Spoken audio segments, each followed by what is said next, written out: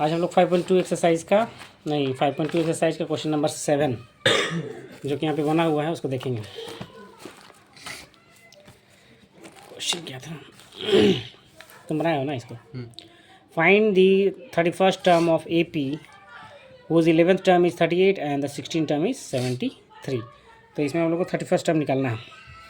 तो क्या लिखे सबसे पहले A11 दिया हुआ है ना, ये हमारा A11 दिया हुआ 38, A16 लिखा है 73, ठीक है, और A31 फाइंड करना है। चल ठीक है, तो A11 के तो 38 यानी कि A11 मतलब A plus 10D is equal to 38, ये दिया हुआ है, इक्वेशन फर्स्ट मान लिए, ठीक है।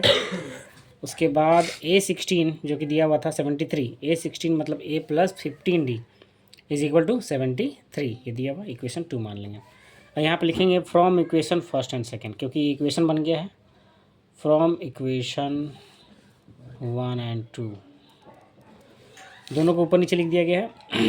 यहाँ पे साइन बदले हो, हाँ साइन बदला है तो वहाँ पे लिखो ऑन सब्ट्रैक्टिंग, ऑन सब्ट्रैक्टिंग लिखने के बाद ही साइन बदल देना। यहाँ पे प्लस था तो माइनस हो गया, यहाँ पे प्लस है तो माइनस हो गया, नीचे वाला से साइन बदलता है ना, और ये प्लस है तो नीचे माइनस आ गया इसका साइन, ठीक है। ऊपर वाला साइन नहीं बदलाता है, नीचे वाला साइन बदलाता है।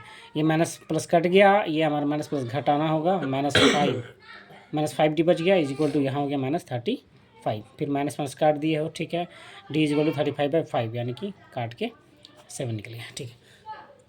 जब डी फाइंड आउट हो गया तो हम लोग को 31st टर्म निकल जाएगा आराम से। क्या किया, putting the value of D in equation first. तो इक्वेशन फर्स्ट था हमारा A प्लस 10D, तो डी के प्लेस पे 7 रख दिया है is equal to 38 from equation first है ना, ठीक है। 10 को 7 से इंटू किया 70 हो गया, 70 माइनस में चला जाएगा तो आएगा -32। ए निकल गया है, डी निकल गया है, अब हम लोग निकालेंगे A31।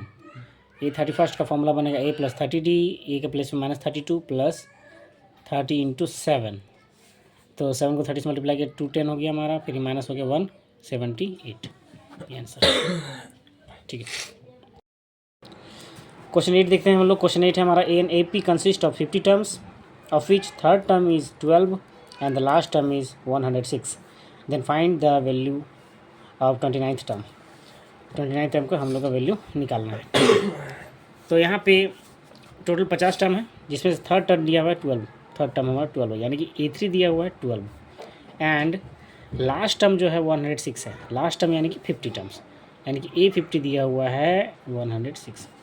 इससे दो इक्वेशन निकलेगा, A3 यानी कि A plus 2D is equal to 12, equation first मान लो, और A50 यानी कि A plus 49D is equal to 106, इसको इक्वेशन सेकंड निकाल लो। अब हम लोग इसको सॉल्व करेंगे from equation first and second से, दोनों को ऊपर नीचे लिख देते हैं।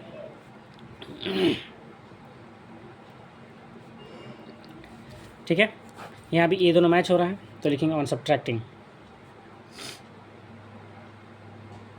सबसे पहले साइन बदलेगा, ये माइनस हो जाएगा, ये प्लस है तो माइनस हो जाएगा, और ये भी प्लस है तो माइनस हो जाएगा। ये कट गया हमारा, ये माइनस हो जाएगा तो 47D हो जाएगा, वो भी माइनस में, ठीक है।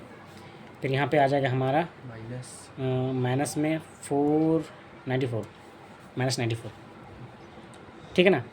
ये माइनस में कट गया तो डी का वैल्यू आ गया 94/47, 47 से ये कटता है दो बार में, ठीक है। 47 2 94, यानी कि डी का वैल्यू निकल गया 2। तो डी का वैल्यू निकल गया तो हम लोग ए का वैल्यू निकालने के लिए फ्रॉम इक्वेशन फर्स्ट से चलते हैं। फ्रॉम इक्वेशन फर्स्ट था हमारा A plus 2D is equal to 12, तो A प्लस 2 इंटू डी के प्लेस पे 2 रख दिया जाए is equal to 12, A plus 2 2 जब 4 इज इक्वल टू 12, तो A is equal to 12 minus 4 यानी कि 8, ठीक है। A निकल गया, D निकल गया, हम लोग क्या निकालना था, कौन सा टर्म, A29, तो therefore A29 is equal to A plus 28D। A है हमारा 8 प्लस 28 इंटू डी है 2, मल्टीप्लाई कर दो, 2 8 जा 16 5, यानी कि ऐड करेंगे तो आ जाएगा हमारा 64 इज़ द आंसर, ठीक है।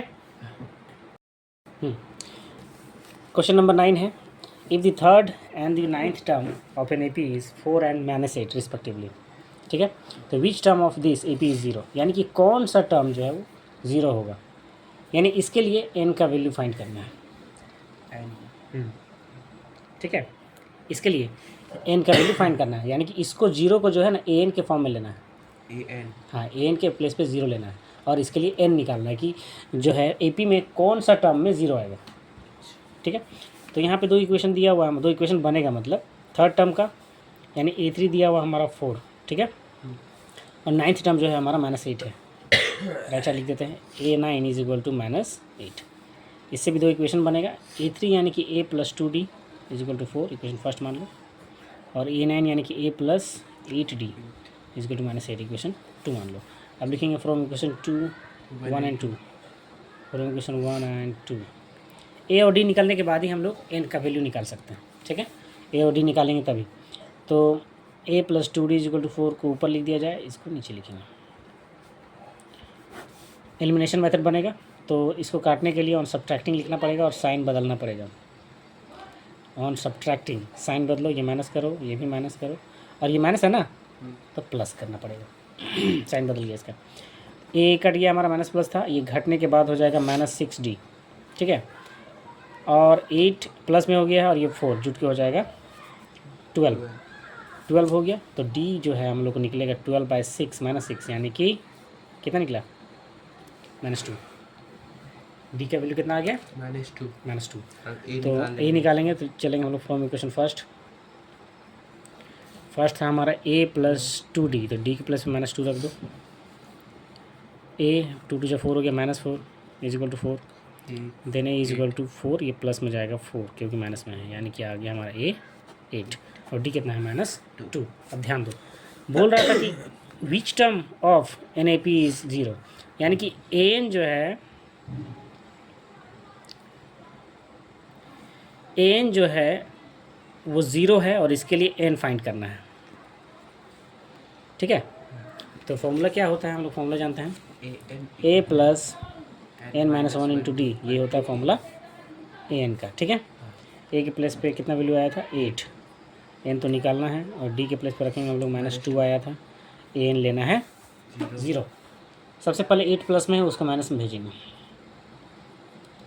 तो 0 - 8, तो 0 - 8 तो -8 ही रहेगा, इसको उतार दिए हैं, तो n - 1 इज इक्वल टू -8/-2, ये मल्टीप्लाई में रहता है तो डिवाइड में गया, माइनस कट गया, 2 4 से 8 आया, यानी कि n - 1 is equal to 4, then n is equal to 4 + 1 यानी कि 5, यानी कि फिफ्थ टर्म जो होगा वही 0 होगा।